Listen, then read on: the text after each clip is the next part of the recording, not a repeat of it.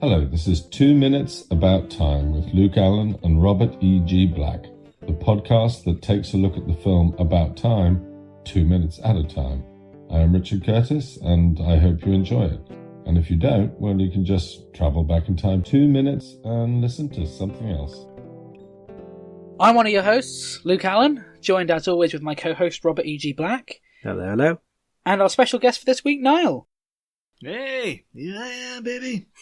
I'm back. So today we're talking about minutes 23 and 24 of About Time, wherein it's dark. Yeah.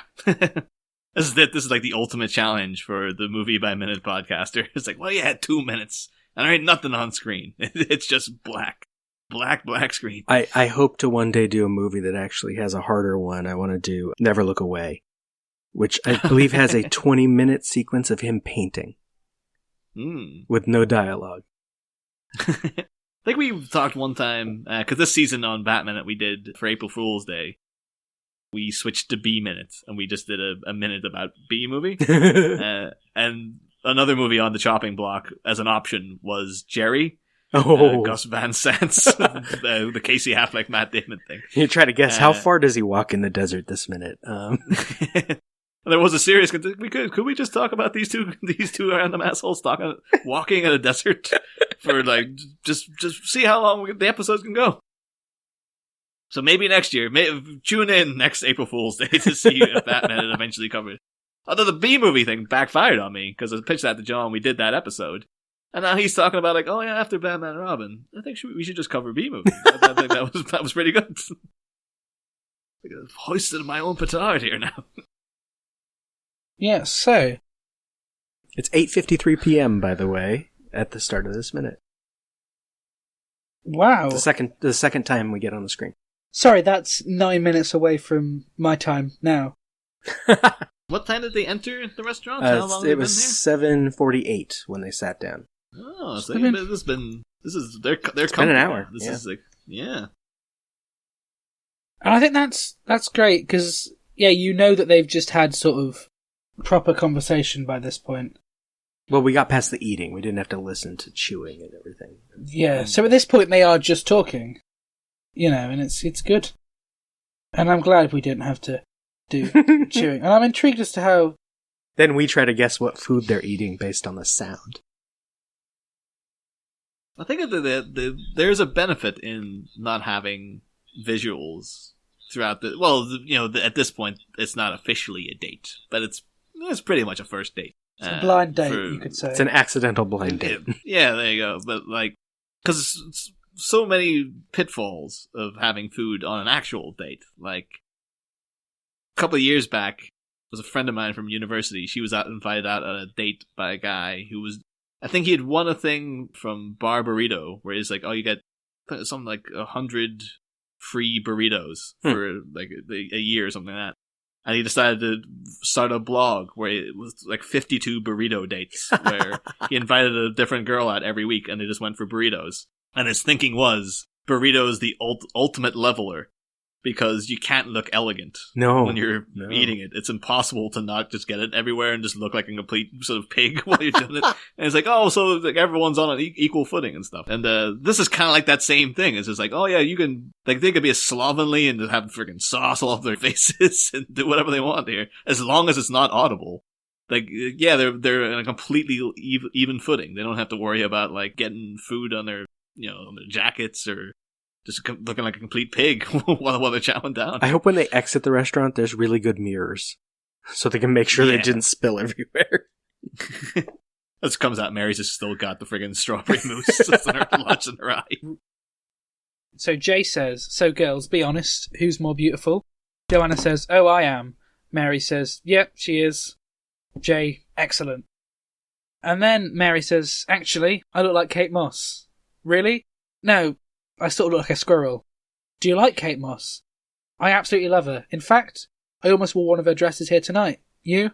No, her clothes look terrible on me. That's a good, spontaneous line and joke from Tim. yeah, that was good. Sharp response. Well, it was good and sharp. And once again, probably says my age that I, before this film, had no idea who Kate Moss was. Oh, yeah. Well, I think even at this point, Google has enlightened me on a lot of elements since. Yeah, but even 2013, I think that's post the era of Kate Moss. Yeah, the importance of her in this movie surprised me at the time, because I'm like, people still like Kate Moss or care? Yeah. I know she still exists, but... Richard Curtis has described the artwork as, like, some of the greatest pieces of art of, like, all time. And I don't get that. Yeah. I don't get that at all. To me, it's just a photo shoot. She's like, it was mid 90s to like about 2004. I think it was like that was when Kate Moss was a big deal. So then 10 years later to be still talking about her, it's like, well, that's a bit weird. That's a bit retro, but yeah. So my birth was the death of Kate Moss' popularity. Then yeah, maybe someone had to make the decision: me be born or kill Kate Moss's popularity. Well, that's the thing though, because then you have obviously. Jay's a guy just showing all his cards here because and Joanne's like, oh, I am. In response to like, oh, which one of you is more attractive? And he's just like, yes, like he's so certain that he's in with her. He's a lad, Jay. Really, he's a very lad type. He's quite odd compared to Tim. Actually, they've got very different approaches. Well, that's the thing though, because I don't know if it's in this minute or the next minute, but when they're kind of joking about with it, but.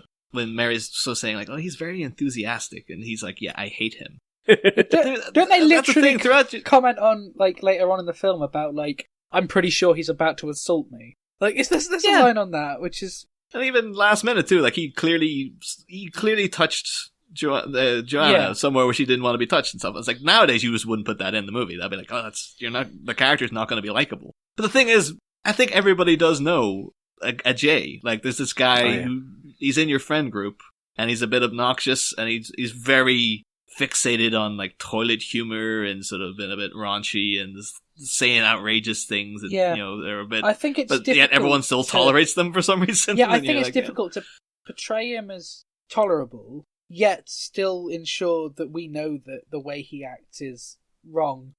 Yeah. And I think Richard Curtis feel even worse then, because like later on. Like Kit Kat is just sort of steered in his direction. It's like, keep her away from this guy. I haven't thought about that. Yeah, it's like, oh yeah, she was in an abusive relationship, so let's bring her with the guy who near enough assaulted a woman in a cafe. And Tim knew this. Yeah, there's a lot of Tim doesn't notice. He's busy. But this didn't happen. True. Oh, that's true. Well, Tim would still remember it, though. Tim would remember it, but it didn't happen. There'd be so many instances of, like, I remember how awful person Jay used to be before I erased that from history. Oh, I'd love there to be a gag in this film where, like, he's having a chat with his friends and laughing about a moment that they had together, and it doesn't happen. And it didn't happen. Yeah, he's just like, oh, do you remember when you... No? Remember when you assaulted that girl in the dark? No? Oh.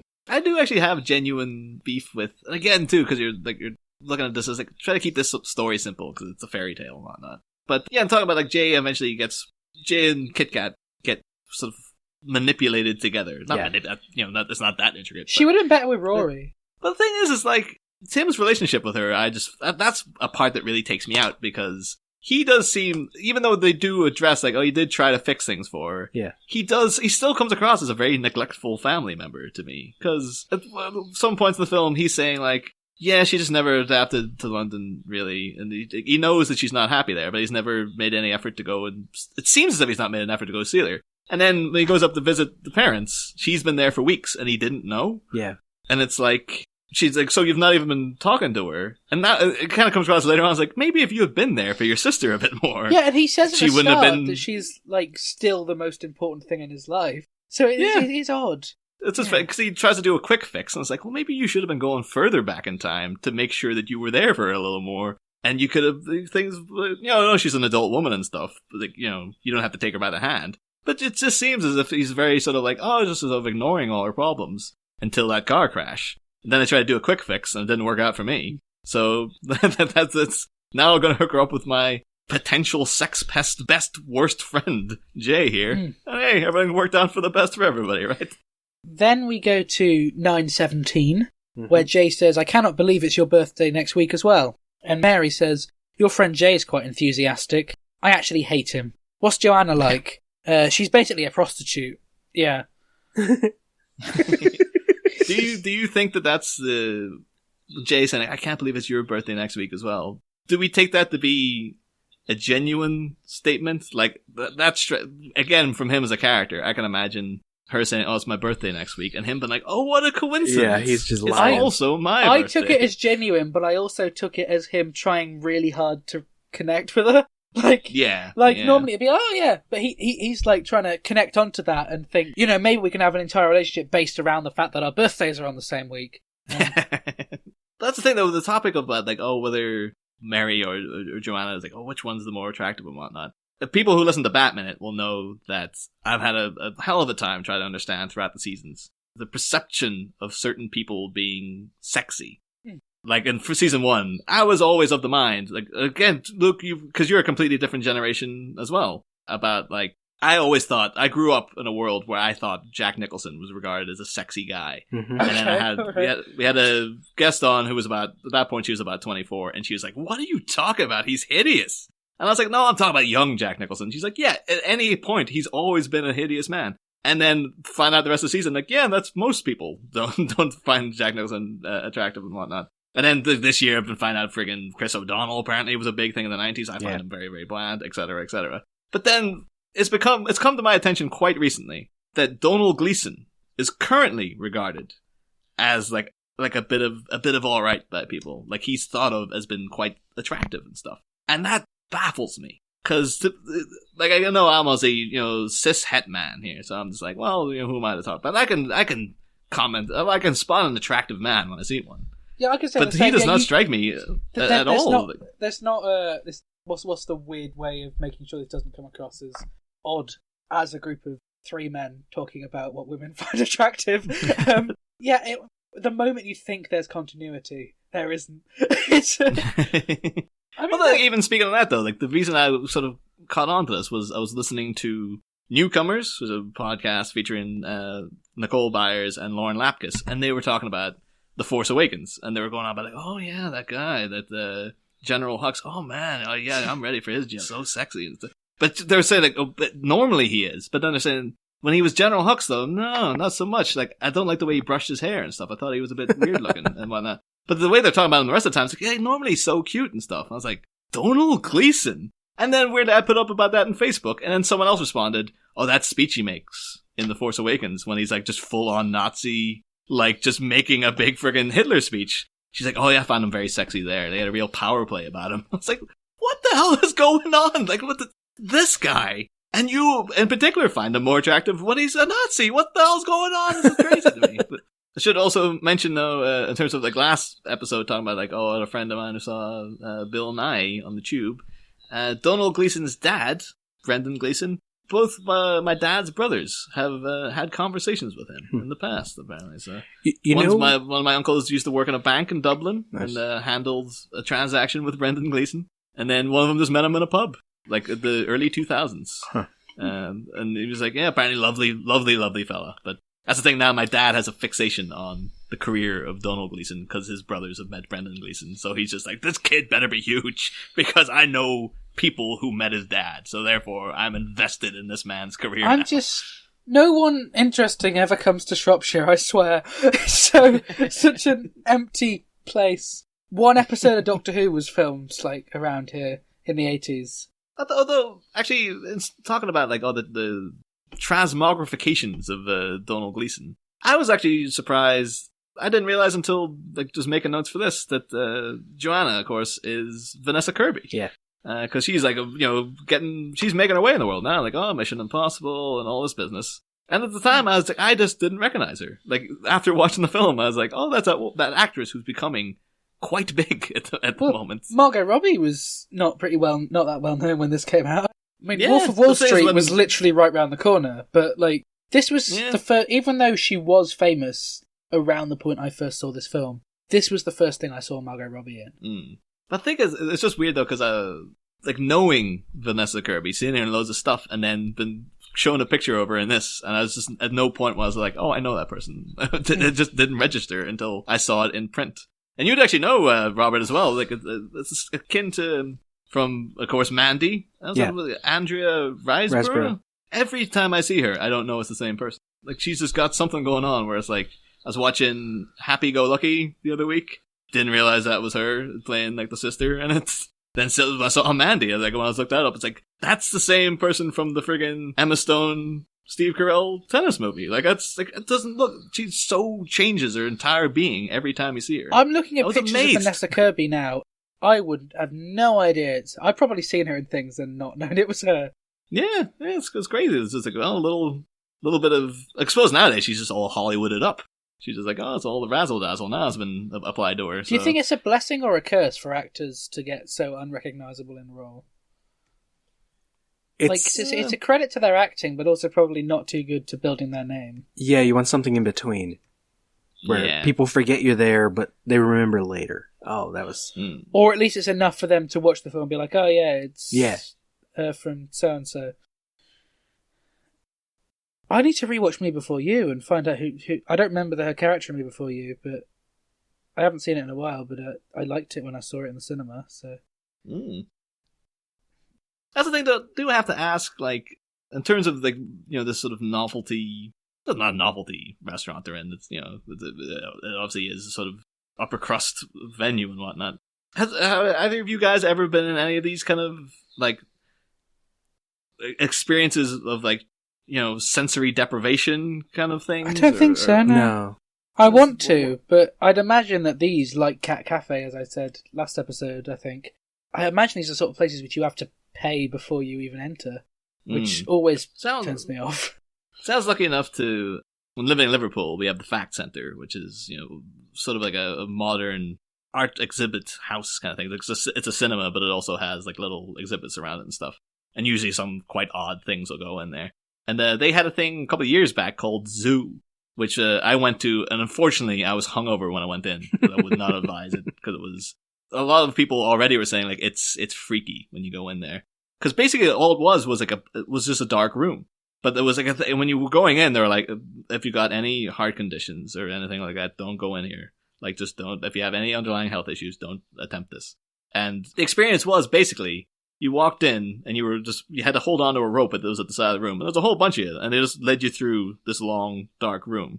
But eventually, as you're going, they started putting in like different smells, and then like little smoke would come up past your face and stuff.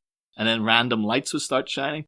And basically, it was designed to stimulate your brain in such a way that you'd begin to hallucinate. Oh. And of course, going in there hungover, I was just like, oh, I hate this. This is absolutely horrible. But, like, it was just such people who were perfectly okay were just, like, coming out, just like, I was seeing just figures appearing in front of me and stuff. I was seeing weird, like it seemed as if, like, the door that was in front of us that were going out was melting as I was walking towards it and things like that. They were able to do that kind of thing with you.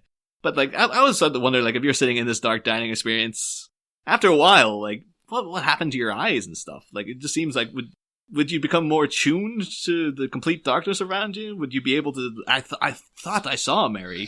I had an image of what she looked like, because I thought I could see her through the dark, but it turned out to be a completely different kind of person when we got out and stuff. Yeah, they're in there for almost 3 hours, so I assume you get sort of used to it. So you come out and say, she said she looked like a squirrel. I was expecting a giant squirrel to come out. That's what I had in my mind's eye for 3 damn hours. So to go just straight back into the rest of the dialogue. 9:56, I think it's strawberry mousse. Oh, do you want some? Okay, I'll try it. Okay, where's your mouth? It's here. Okay, there. Oh, what was that? That was my eye. I think there's I've got quite a lot of strawberry mousse in my eye. And you've noted that this is one of the light movements we can actually understand. Sorry, I just stole your comment, didn't I? By reading your notes. It's okay. It's my notes. And I already mentioned it. Like, I think in lesser rom-coms, like something like like an Adam Sandler sort of thing or something like that, they would have worked in like a joke of like, oh, at the beginning of this meal, you're not told what you're going to eat, but make sure you put down any allergies you have. Oh, yeah. And then there would be a bit where like he accidentally stabs her with the strawberry mousse, and it turns out she's allergic to strawberries. And then it would cut to like her been rushed into hospital and him having to come up afterwards, and that's the meet cute that he sent her to the hospital by accident. They have to make it a much flashier affair than just like, no, they're just sitting talking in the dark. Well, that's the difference between British and American comedy, really. Dare I suggest I mean, I still like American comedy, but it's definitely to that extent. You could imagine that whole idea seems like the setup for like a sort of Farrelly Brothers type of thing, maybe. Yeah. Which I like definitely Farrelly Brothers, but it's definitely a difference between US and UK comedy for the most part. Yeah. If it had been Farrelly Brothers, that would have went much, much worse. Oh, yeah. Like, it would have went into a lot more lewd territory.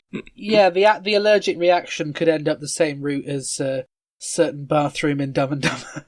Yeah. We go straight into minute 24, can't we? There's not much to say on the visuals, really.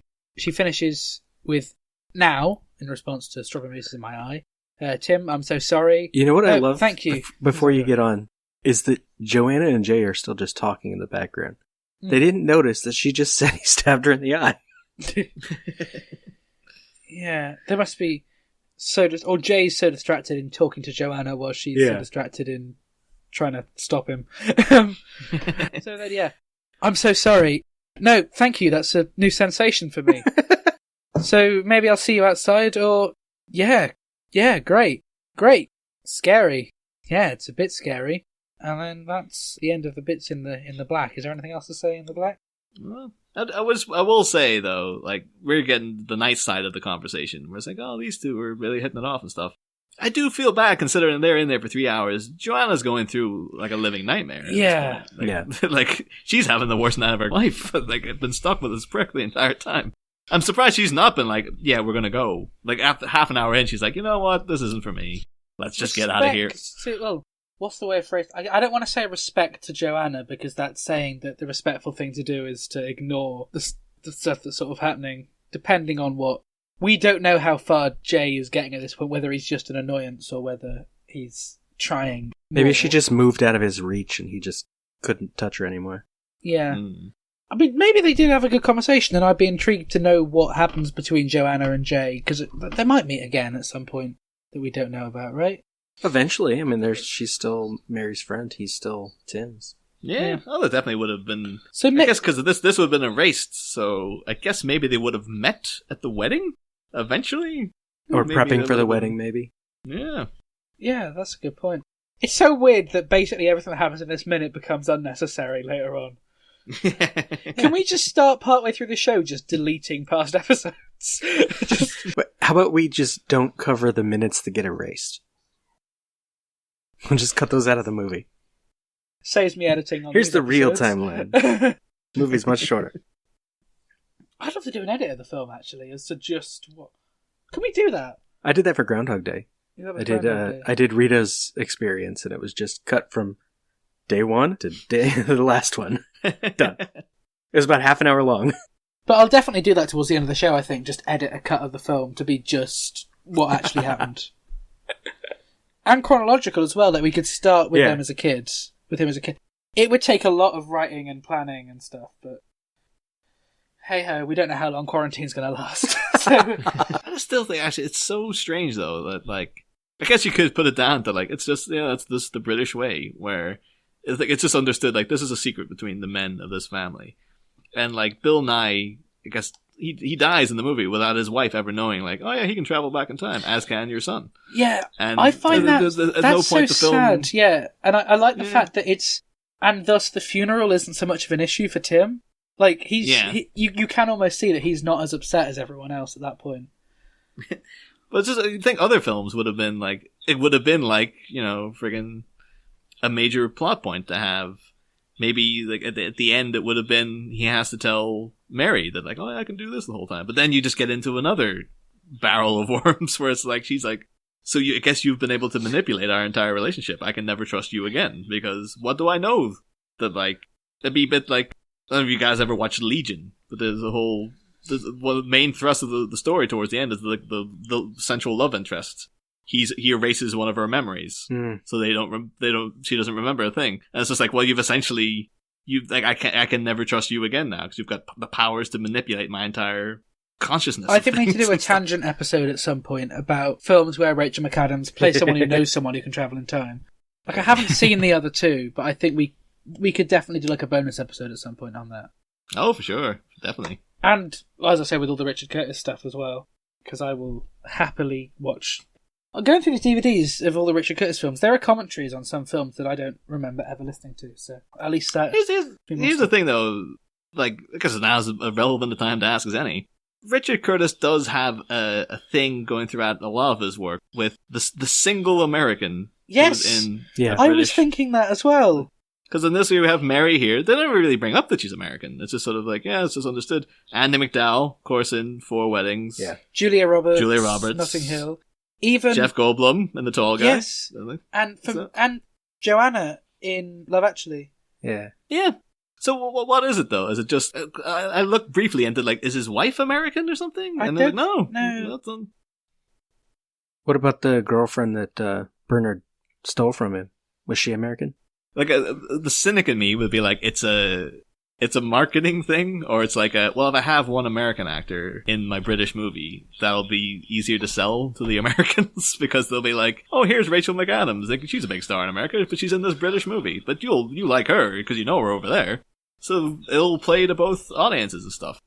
That doesn't even really... Well, I guess you could argue that with Notting Hill, because Julia Roberts was a huge star at the time. But the point with Notting Hill is they didn't even originally want Hugh Grant. They wanted it to be a huge star and a nobody.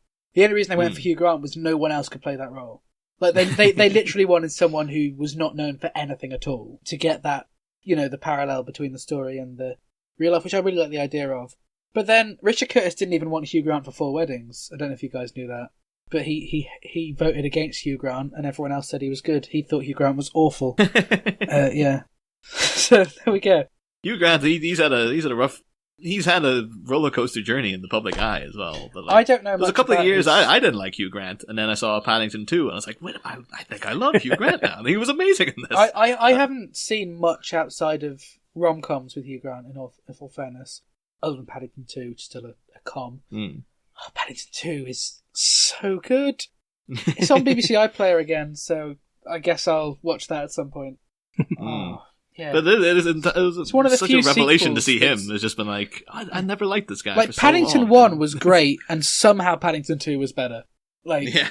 Whoa, what a surprise. That reminds me, one of the biggest celebrities I met, because I don't meet many celebrities, I was in London, and I saw Hugh Bonneville. Literally, like I was so hoping you were going to say Paddington Bear. I was like, yo, you met the actual bear. There's a statue of him at the station. I was in London, and like I think my dad, who clearly didn't know Hugh Bonneville that well, just go up my dad went, "Is that Hugh Bonningdale?" And I was like, "Who?" And he was like, "The guy from Notting Hill." I was like, "Do you mean Hugh Bonneville?" He was like, "Yeah, that one." So we sort of almost stalkery sort of followed him round a corner until we caught up with him. It was like, "Are you Hugh?" Yes. And then he walked off. That was it. I didn't get to ask for a picture or anything. And then I was so excited that I'd even just made brief contact with him. I was like, I've got to phone up like my nan because she likes Downton Abbey. So I phoned up my nan. And while I did that, Sally Phillips walked past us. Oh, no. So I didn't even notice Sally Phillips. My dad was like, someone else. And I was like, who? And then he didn't come to the name of her until about 10 minutes later. He was like, oh, the woman who's in all the comedy stuff. Like, what? But I then posted on Twitter afterwards. I think I tweeted like Sally Phillips or Hugh Bonneville saying, did I see you both in London? And Hugh Bonneville replied, ah, yes, I always walk across London on the Tuesday to meet Sally Phillips. Which I think was great. And I find it funny that I saw Hugh Bonneville in person, but he said more words to me via Twitter. I'm just thinking, this revelation to me, Hugh Bonneville's on Twitter, and he didn't strike me as the type. Now, to get back on topic, just for the record... What do you mean we've always been on topic? Right? The girlfriend that Bernard stole is Baroness Jenkin of Kennington, so she's British. Oh, man. So yeah, just... That would be my thing then, if I ever was to encounter Richard Curtis. I'd just be like, if I had one question, my question would have to be, what's with the one American in your British movies? It seems to be a thing that you insist upon. Yeah, who is his American friend that he just loves including? It seems like a thing, like, someone's must have asked him before. Like, there must be some interview. Let's Google it. Like, Mark Commode or someone's like, wait, what the hell? Like, what's going on here? But, like, it just seems does like seem one of like those the sort of thing that Mark Commode would comment on, actually, yeah. This is very, very odd. Who's the current American equivalent to Mark Commode? I don't know how to answer that. I don't know who that is. He's like our biggest film critic. Yeah, like very well regarded. Probably like what Roger Ebert was a while back. Yeah, I don't know if we have one. Maybe Leonard Maltin still. would be the closest, but we don't. Generally, film critics are in like magazines or they're local, so we don't have a nationally famous one anymore. Yeah, it's like Leonard Maltin must be like, he's getting up there. He must have been like his 70s or something by now, too. But he's got a podcast with his daughter that's pretty good about movies. Yeah. Gotta get into America and be like, you guys, you need a celebrity film critic. Like, otherwise they're just gonna die out. But yeah, so are we almost ready to come out of the darkness of the restaurant here? Or are we... I think we have. I think we're good. I think we're straight up. I'll go straight to the dialogue. Is there anything particularly to say about the setting of outside the restaurant? It's basically what the restaurant looked like when they went in, right? Only question I have is just like, were they the only people in there? Because it seems like there would be... I guess what's happened is that the two women have said, like, we need to go freshen up or whatever, and that's why these two guys are hanging about outside. But you assume there'd be other people around who would have exited. Although, at the same time, I suppose they just left together, so there could be other people who are still inside. It's not as if it's like a mass leaving. It's not an exodus from the restaurant after everybody was there. So it's quite a jump cut. Straight to them standing there. But the quick cuts in this, like throughout the entire film, work so well. Jay says, "I'm so in there. What about you?" Tim, "I don't know, but she sounded wonderful." "Oh, shh. Joanna? Jay. Oh, you're a babe. How do you fancy stretching the night out a bit? I can ditch the loser." I love this whole exchange and how Jay just can't read her at all. And I think that's what makes it so funny. Is the camera handheld again at this point? Oh no, it's pretty stationary, isn't it? Yeah, Until it's pretty just turns straight onto her. And I love that. I think the slight handheld feel, even when it's reasonably stationary, it does just feel like almost you're... Like the same effect as found footage almost. But like someone is just there filming the events that are happening. You know, less thinking, what angle can I get? More thinking, how can I capture as much of the action in the shot? And it works for the charm of sort of the homeliness of the film. Yeah. I do have to say, though, is it just me? Like, when Joanna's reaction to him, it seems almost as if, like, she wasn't almost, like, expecting him there or something. She kind of comes out with a real, like, oh, yes, it's me. Like, this... Well, maybe that's why she delayed exit, as she hoped they'd walk away. Yeah, they've been waiting for, like, 25 minutes or something. No, it's been less than a minute, actually. It was 10:37 the last time code, and on Tim's watch, it's 10:38. So they basically just walked right out. Maybe now she's just going into full-on escape mode. You've gone as far as to check Tim's watch. They do an insert shot of it. Do they? Yeah. Hold up. When he looks down at the phone number. Oh, yeah. And Mary put her name in with no last name. So I guess, maybe she was just like, okay, now I'm outside. It's like, right? Okay, yes, it's me. So how am I going to get out of this? I think maybe she ends up with guys like Jay quite often. And she's just kind of used to the whole thing. That it's not... she's basically a prostitute. Yeah, exactly. Yeah. I do like her handling of the situation here, though, because it's just like, I guess she's going to she's kind of getting as much as she can out of the guy, but it's like, okay, you're going to take me to a cab, and then we'll see what's going to happen. And then, indicating behind his back, like, there's nothing's ever going to happen with this guy. But I guess maybe she's like, well, maybe I get a free taxi out of him, or at least a free escort during the dangerous London streets. So, like, this having a guy next to me will be handy up until I just want to get rid of him altogether. Yeah, then she sort of realises that he's the kind of person that she wants safety from. She says, "Look, we've got to rush, but help me find a cab and I might give you my number." Mm-hmm. "Of course, yeah. Or I might not. Haven't decided yet." "So, no, I have. It's not going to happen." Yeah, well, she says over his shoulder to Tim. Yeah. I find it so funny that he just doesn't notice any of this. Like, it's so obvious, especially what comes up in a minute. I appreciate the fact, too, that Joanna's got such a good read on Tim as well, knowing I can say this to him. Yeah. And he'll understand that, like, of course I'm not, obviously you wouldn't want to hook up with this guy. She trusts him enough to be like, I can say this to you, and you're not going to say to him that, of course, I'm not going to go give this guy my number. Because if she's like, yeah, I understand your role in this relationship here, where you're just hanging around with this obnoxious person he's just one of your friends who you just have to hang about with because he's your friend. That's just what ends up happening in life. Yep. So then Tim waits for 10 seconds. Mm-hmm. Thanks to your notes, Robert, for keeping track of that. So then Rachel McAdams walks out as Mary the first time we see her. Richard Curtis said he wanted to do this sort of big entrance so that people have already like fallen in love with her before they see her. Yeah. I forgot to say, actually, Donald Gleason, I think I might have said it in a previous episode, had Rachel McAdams record a poem, which I've forgotten, and the lyrics to a song, which happens to be Mid-Air, which is the song that's playing as she walks out.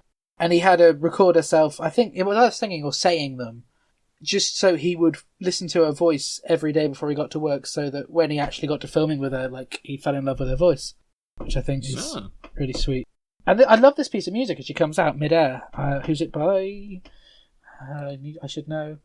It's like track 3 on the soundtrack, I think. There's a thing where people talk about method actors, where you never hear about method actors who don't do it except to be a horrible person. Like they're an awful character. This is kind of like the opposite. This is method acting for good. He got her voice to... I remember my first experience with like any sort of proper actors when I started doing Unstable, and like the first thing that the guy who plays the lead role, which to listeners and Niall who don't know, the lead role is a drug addict, and he said, "I just let you know I'm a bit method," and I was like, "Oh, okay." What he meant by that is he just does like research around the part, but I was like, "Oh, all right." That is true though with method actors. You never hear like someone method acting into like charity or something like that. It's always usually like, yeah, I got an excuse to get really obese or be a complete prick to people. And I know actually one of our regulars we have on Batman, Stephanie, she's directed a few things, and she says like, yeah, I've lost friends who were method actors because I directed them and they went method and they just turned out like they were acting so horribly that I just cut them out of my life afterwards because it was such a traumatic experience and stuff. So like, yeah, method acting, it's not in vogue at the minute, I don't think. So this piece of music that plays, Mid-Air by Paul Buchanan, was so important to Richard Curtis that he had it playing through his headphones while they recorded this scene to check that the scene suited the music that he wanted. Oh, nice. And Richard Curtis often writes whilst listening to music, so a lot of music sort of sneaks its way into his films. There is a real, like, when she comes out too, it's even like the framing. There's almost literally a halo behind her head. Well, and she like, comes out from a Yeah. curtain in the doorway too, so it's like a stage introduction. Yeah. And her tripping is just wonderful. It's such a nice touch. I kind of found that though that was a bit tropey to me as well. It was, but I think it's fine. It's the adorable klutz girl where it's like, well, it works because no one comments on it. Yeah. She just kind of recovers, keeps walking. Isn't that exactly what Sharon Tate refers to herself as in Once Upon a Time in Hollywood? It's like, I'm the klutz. Yeah. That is, again, I don't know how far back that goes, but I think even like in like Bringing Up Baby and stuff, they had like, oh yeah, the beautiful woman, but she's so stunning, but to make her more relatable to people and seem like she's like an attainable kind of someone you can empathize with, make her a bit clumsy, because then that humanizes I don't think the part we and have stuff. it as much now as we did a couple of decades ago. I think it's less present. And I think this is her tripping over is subtle enough that I think watching it, you don't really, it's not a thing you really think about. She just does, and it makes it feel like when you said, it's the way people connect with her, Richard Curtis did it right here. Like, people have done it wrong before, but I think that was all it needed. Her first visual introduction to be her tripping over. Yeah. But not kind over the top tripping over, dropping glasses on the floor, She doesn't fall, he doesn't have to catch her. It's just, it's subtle-ish. But it's almost kind of weird, like, because in some people's minds, like, within her mindset, she meant, like, that's ruined my entrance. Like, I was trying to meet this guy I like, and then I tripped over. This is the kind of thing that, if it happened to Tim, he'd be like, he'd redo it, yeah. Yeah. Well, he does. He stumbles in her it's- bedroom. That's one of the things he like, fixes. oh, she doesn't. Mary's having to do this legit. Like, she has to go in warts and all with this relationship. And so when she trips, it's like, yeah, that's it. It's just done. Whereas Tim, he gets to cheat the whole relationship. It's unfair, 30 years really. in the future, still doing that. I think I'm on Mary's side now. It's sexist and it's unfair.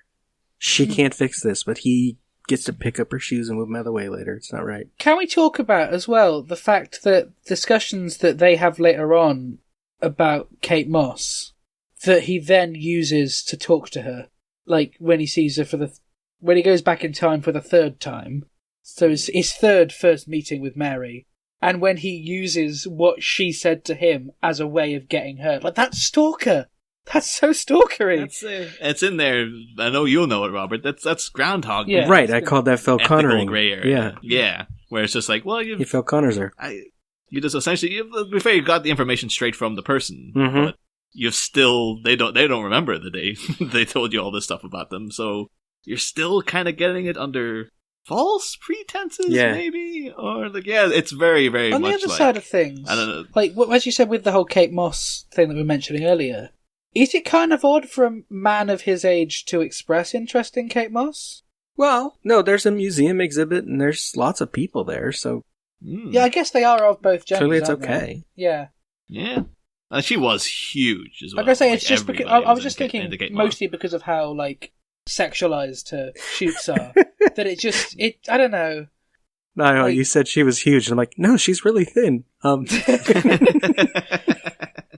But, apparently, we'll say more when we get to the Kate Moss exhibits scene, they lost, like, one of their age ratings in the country because you've got topless Kate Moss in the background.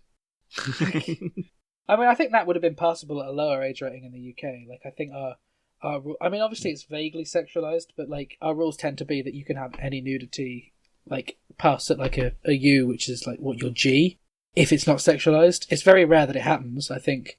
Few things are passed at PG, but it tends to be around the 12-15 mark. And again, I just want to verify to Niall, who doesn't know me, it's my obsession with age ratings, not my obsession with nudity. That's just... But again, though, another lesser, Happy Madison-esque rom-com, there would have been a joke probably of, like, Mary saying, like, oh, I look like Kate Moss, and then at the end... Kate Moss actually comes out or something. Yeah. Like, that would have been the easy route to go. Or her saying, I look like a squirrel. No, Joanna would be played by Kate Moss. Just to make it weird.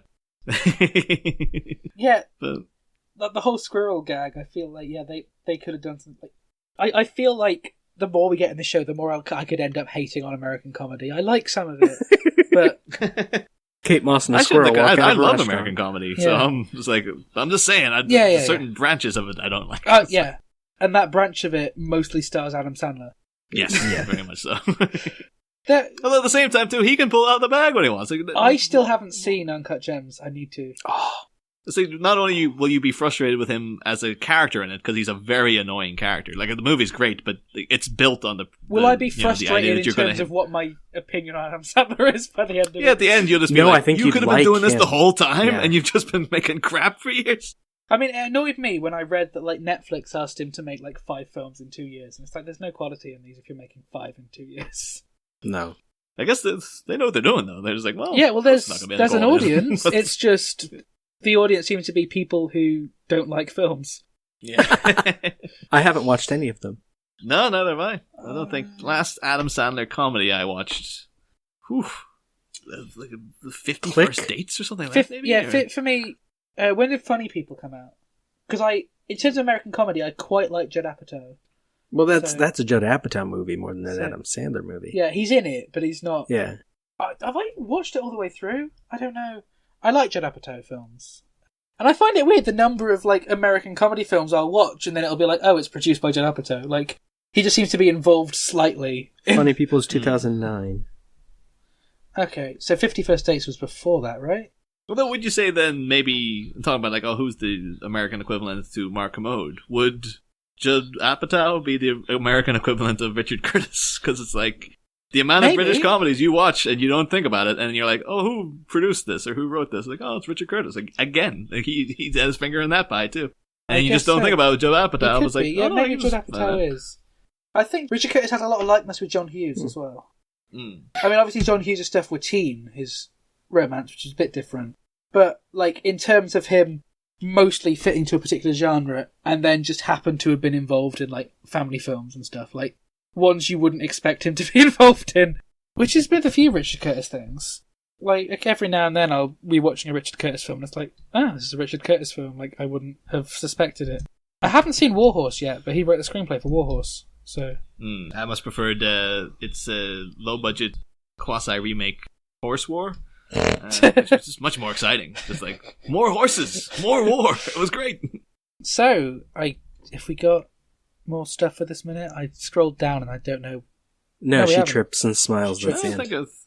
think we're done, yeah. Yeah, so, where can our listeners find you on social media, Niall? You can find me on...